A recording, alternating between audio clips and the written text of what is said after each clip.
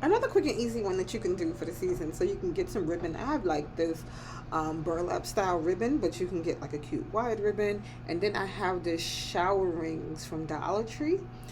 You can probably use a regular ribbon for this too. It just won't be as stiff.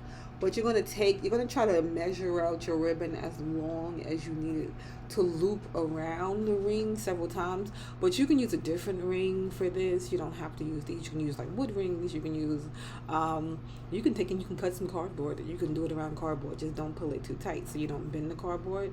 But once you're done and you have the desired length that you want, you can take and cut off. And then you can make cute little ears with these. So you can finish off the ears in a few different ways. You can finish it off individually. You can finish them off like together, like I did mine, but you can tie them off individually. You can do like, you can get really creative with this. You can add little bows to this. You can do a bunch of cute little things.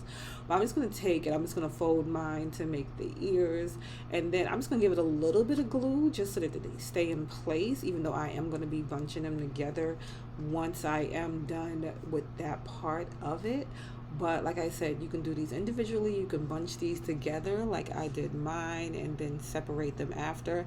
But I'm just going to take some twine, also from Dollar Tree, and I'm just going to wrap that around a few times on this, kind of giving it like, it kind of looks like a little bow to it once you're done. So like I said, if you wanted to, you can add in extra little ribbons, different things like this. And then you have like a cute little seasonal napkin ring, and then you can get like just a plain colored napkin and make your table setting, or you can get like something that has a cute little print to it. But this is real easy and real simple to do.